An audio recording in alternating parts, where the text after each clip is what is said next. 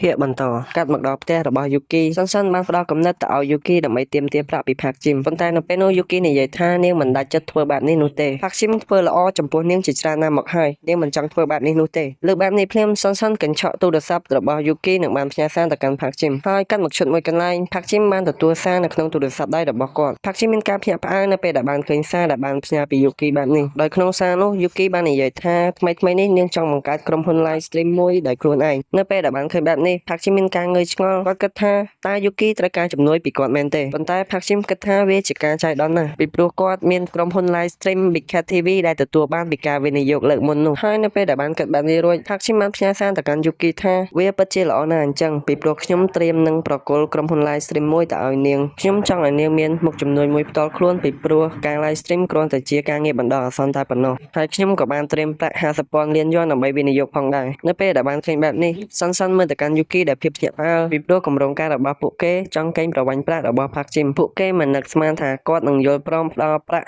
50,000 លានយួនយ៉ាងងាយស្រួលបែបនេះនោះទេហើយទង្វើរបស់ផាក់ជីមនេះបានធ្វើឲ្យសិនមិនសប្បាយចិត្តខណៈពេលដែលយូគីគិតថាផាក់ជីមគិតពីអនាគតរបស់នាងគាត់តែងតែខ្វាយខ្វល់ពីនាងជានិច្ចគិតបែបនេះវាបានធ្វើឲ្យនាងកាន់តែបាក់លងទៅលើគាត់បន្ថែមទៀតហើយសិននៅពេលដែលបានឃើញយូគីបែបនេះនាងបានស្រែកប្រាប់ទៅកាន់យូគីឲ្យឆានទៅកាន់ផាក់ជីមដើម្បីបញ្ជាក់ពីរឿងនេះគាត់អាចនឹងបោកប្រាស់ពួកយើងក៏ថាបានហើយលើបែបនេះភ្លាមយូគីនិយាយថាផាក់ជីមមិនមែនជាមនុស្សបែបនេះនោះទេផាក់ជីមគឺជាមនុស្សដែលតែងតែគោរពពាក្យសម្ដីហើយខណៈនោះដែរជាមួយនឹងទូរស័ព្ទរបស់យូគីសិនបានផ្ញើសារទៅកាន់ផាក់ជីមថាតើអ្វីដែលលោកនិយាយពិតជាការពិតមែនទេវាហាក់បីដូចជាច្រើនបន្តិចហើយសម្រាប់ខ្ញុំហើយនៅពេលនោះសាររបស់ផាក់ជីមក៏បានផ្ញើមកថាវាប្រកាសជាការពិតហើយថ្ងៃស្អែកឯកសារនឹងរៀបចំរួចរាល់នាងកុំភ្លេចមកសញ្ញេផងនៅពេលដែលបានឃើញបែបនេះសិនមិនសប្បាយចិត្តនោះទេពីព្រោះនាងមិនអាចធ្វើឲ្យផាក់ជីមរងទុក្ខអ្វីបានទាល់តែសោះហើយកាត់មកឈុតមួយនៅក្នុងបន្ទប់របស់ផាក់ជីមគាត់មានការងើយឆ្ងល់ពីព្រោះយូគីមិនដែលនិយាយអ្វីមកកាន់គាត់បែបនេះនោះទេផាក់ជីមគិតថាអ្នកដែលបានឆានមកកាន់គាត់នេះប្រហែលជានារីតែបេតងម្នាក់នោះហ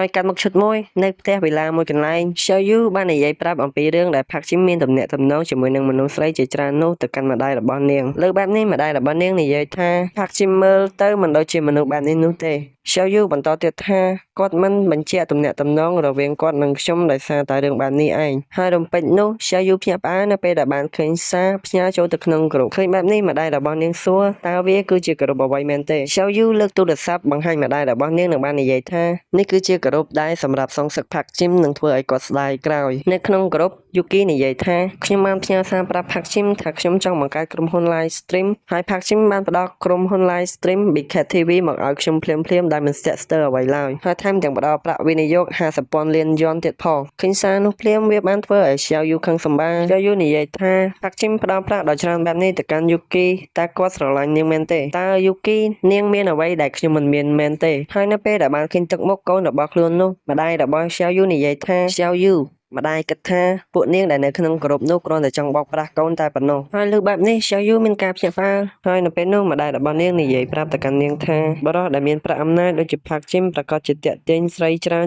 ជាមិនខានហើយតើកូនមិនយល់ទេមែនទេពួកមនុស្សស្រីទាំងអស់នោះនិយាយអាក្រក់ពីផាក់ជីមតែហេតុអ្វីបានជាគេមិនចាក់ចេញពីផាក់ជីមដូច្នេះពួកគេមិនចាក់ចេញពីផាក់ជីមក៏ព្រោះតែពួកគេកំពុងតែរងចាំឲ្យអ្នកផ្សេងទៀតចាក់ចេញពីគាត់ដូច្នេះពួកគេនឹងអាចមានទំនាក់ទំនងជាមួយនឹងបរិះដែលមានប្រាក់អំណាចដូចជាផាក់ជីមតែម្នាក់ឯងបានហើយនៅពេលដែលបានលើសម្ដីម្ដាយរបស់នាងឆាយូមានការសប្បាយចិត្តនៅពេលដែលបានដឹងបែបនេះឆាយូបាននិយាយថានាងមិនអាចឲ្យពួកនារីទាំងអស់នោះបោកប្រាស់នាងបានទេនាងនឹងមិនចោះចាញ់ពួកគេឡើយផាក់ជីមលោកនឹងក្លាយជារបស់ខ្ញុំតែម្នាក់គត់ហើយរូបភាពបានកាត់នៅក្នុងបន្ទប់របស់ផាក់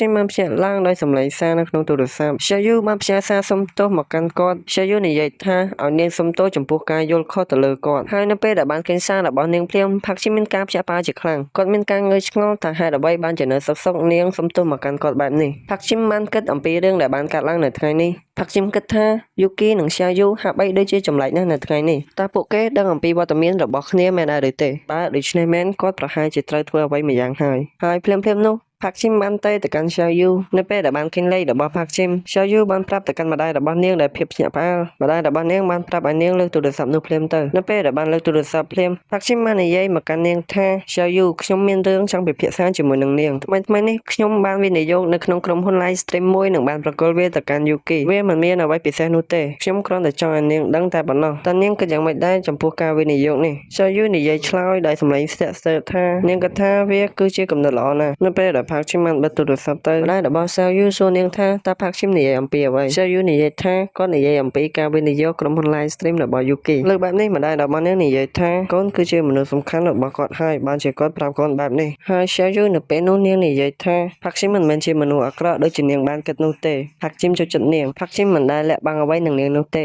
ប៉ុន្តែនាងបែរជារួមដៃកេងប្រវ័ញ្ចប្រាក់របស់គាត់ទៅវិញហើយនៅពេលដែលបានគិតបែបនេះសាវយូចាប់ផ្ដើមយំម្ដាយរបស់នាងបានចូលមកលួងនាងសាវយូនិយាយថានាងមានអារម្មណ៍ខុសចំពោះគាត់ណាស់នាងត្រូវតែធ្វើអ្វីម្យ៉ាងដើម្បីជាការសុំទោសហើយនៅពេលនោះសាវយូមានការសប្បាយចិត្តនៅពេលដែលបាននឹកឃើញគំនិតម្យ៉ាងហើយនៅថ្ងៃបន្ទាប់យូគីបានមកសញ្ញាឯកសារទទួលក្រុមហ៊ុន Big Cat TV នោះហើយនៅពេលដែលបានសញ្ញារួចបរិសម្នាក់បានយកឯកសារដែលផ្ទុកព័ត៌មានអំពីក្រុមហ៊ុននេះទាំងមូលមកឲ្យនាងនៅពេលបានឯកសារនោះភ្លាមខណៈពេលដែលកំពុងត្រួតពិនិត្យវានោះយូគីមានការភ្ញាក់ផ្អើលជាខ្លាំងដោយក្រុមហ៊ុននេះវាជួបប្រទះនឹងការខ្សែធនវាត្រូវការប្រាក់ជាច្រើនក្នុងការដោះស្រាយយូគីគិតថាផាក់ឈីមបានដឹងអំពីបញ្ហាទាំងអស់នេះរួចទៅហើយបានជាគាត់ផ្ដល់ប្រាក់មកកាន់នាងបែបនេះគាត់ទុកចិត្តមកកាន់នាងដូច្នេះនាងនឹងមិនធ្វើឲ្យគាត់អស់សង្ឃឹមនោះទេរូបភាពបានបង្ហាញនៅឈុតមួយកន្លែងយូគីបានធ្វើដំណើរមកការតាំងទីពណ៌ឡាននាងបានដើរសង្កេតមើលឡានទាំងនោះដើម្បីជាកាដូទៅកាន់ផាក់ឈីមនាងកំពុងតែស្ទាក់ស្ទើរក៏ព្រោះតែនាងមិនដឹងថាឡានណាដែលគាត់ចូលចិត្តនោះទេហើយខណៈពេលនោះដែរយូគីមានការភ្ញាក់ផ្អើលនៅពេលដែលបានឃើញសាវយូខណៈពេលដែលកំពុងសង្កេតមើលឡាននោះសាវយូមានការភ្ញាក់ផ្អើលនៅពេលដែលបានឃើញយូគីសាវយូបានស្រែកហៅទៅកាន់យូគីហើយខណៈនោះយូគីបាននិយាយសួរទៅកាន់សាវយូដោយស្ទាក់ស្ទើរថាតើនាងមានការអ្វីនៅទីនេះហើយលើកបែបនេះសាវយូក៏បាននិយាយឆ្លើយទៅកាន់នាងដោយស្ទាក់ស្ទើរវិញដែរថាខ្ញុំកំពុងតែដើរស្វែងរកឡានដើម្បីជាកាដូនៅថ្ងៃខួបកំណើតឪពុករបស់ខ្ញុំហើយនៅពេលនោះសាវយូក៏បានសួរមកកាន់យូគីវិញថានាងមានការអ្វីនៅទីនេះយូគីនិយាយឆ្លើយដោយការភ័យខ្លាចនាងនិយាយថាខ្ញុំក៏កំពុងតែស្វែងរកកាដូខួបកំណើតឲ្យឪពុករបស់ខ្ញុំផងដែរហើយនៅពេលនោះនារីទាំងពីរនាក់និយាយថាវាពិតជាចៃដន្យខ្លាំងណាស់ព្រមៗនោះសម្លេងមនុស្សម្នាក់បានស្រែកមកកាន់ពួកគេទាំងពីរនាក់សាវយូនិងយូគីនៅពេលដែលបានឃើញថាវាគឺជាជាពួកនាងក៏បានសួរទៅកាន់ជាថានាងកំពុងតែធ្វើអ្វីនៅទីនេះជាឆ្លើយថានាងកំពុងតែស្វែងរកកាដូខួបកំណើតជូនឪពុករបស់នាងលើបែបនេះពួកគេទាំងពីរនាក់និយាយថាពួកគេក៏កំពុងតែស្វែងរកកាដូខួបកំណើតឲ្យឪពុករបស់ពួកគេផងដែរវាពិតជាចៃដន្យខ្លាំងណាស់តែពួកគេមានឪពុកតែមួយមែនទេសាវយូខណៈនោះនាងគិតថាជានិងយូគីនិយាយកុហកពួកនាងគឺចង់ផ្ដល់ឡានជាកាដូទៅកាន់ផាក់ឈីមម្ដាយរបស់នាងនិយាយត្រូវហើយគ្មានការសង្សឹកកេងប្រវ័ញ្ចប្រាក់ផាក់ឈីមអ្វីនោះទេពួកនាងគ្រាន់តែចង់បានផាក់ឈីមតែប៉ុណ្ណោះសាវយូមើលទៅកាន់យូគីនិងគិតថានាងទើបតែទទួលបានប្រាក់ជាច្រើនពីផាក់ឈីមខ្ញុំគ្មានប្រាក់ប្រកួតប្រជែងជាមួយនឹងនាងនោះទេហើយគិតបែបនេះរួចសាវយូបានតាក់ទងទៅកាន់ម្ដាយរបស់នាងនៅពេលដែលដឹងថាកូនចង់ផ្ដល់កាដូទៅឲ្យផាក់ឈីមប៉ុន្តែគ្មានប្រាក់បែបនេះ